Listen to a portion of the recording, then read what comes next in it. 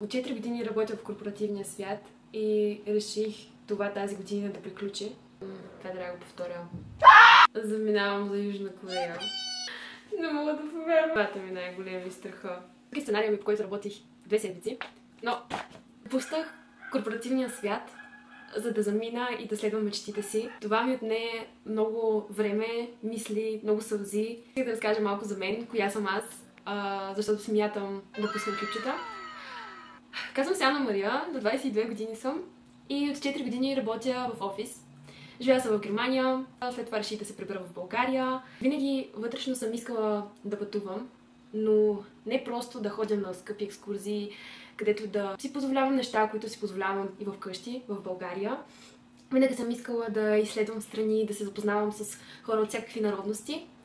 Взех това решение да замина за 5 месеца в Азия, да обиколя 7 държави за тези 5 месеца и да предизвикам себе си, защото смятам да бъда само с една раница, да се потопя в истинските традиции на държавите.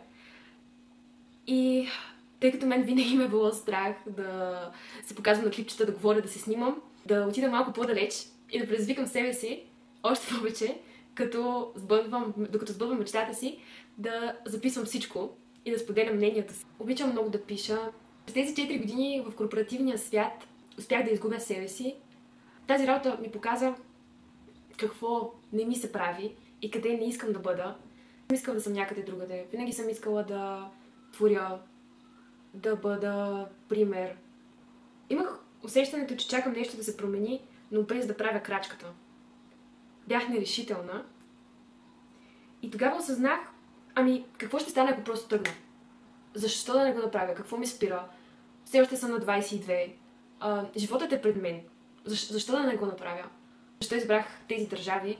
Доколкото съм чувала и гледала от видеа, всякакви рилчета, тиктоци, че там хората са далеч от материалния свят и материалното. Те се задоволяват с малкото, което имат.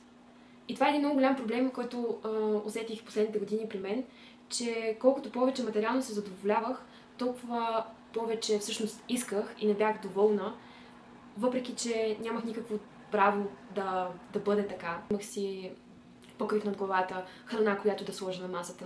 Това са неща, които ние получаваме ежедневно, но не оценяваме, защото не знаем какво е без тях.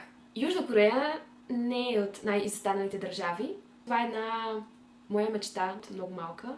И си казах, защо да не започна с тази дестинация, тъй като ми е мечта, и да зарадвам детето вътре в себе си, да подаря на моята малка Анна Мария, един прекрасен момент, който ще запомни и ще я зарежда цял живот.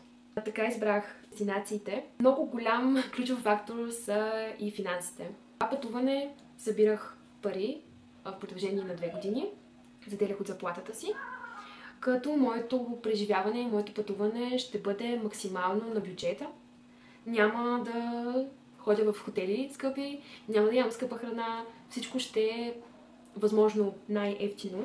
В по-скъпите държави, например Южна Корея, ще волонтирствам с Worldpackers. Най-вероятно много хора сте чували за това приложение. Аз съм изгледала доста клипчета, лично нямам предишен опит. Това ще е моят първи път и много ще се радвам да го запиша и да мога след време да кажа моето лично мнение относно приложението, защото има доста различни мнения по въпроса, дали работи добре или не. Ще бъда с една раница. Смятам да събера най-нужните си неща, базовите, за да се науча на това, че всъщност тези материални неща не ми трябват.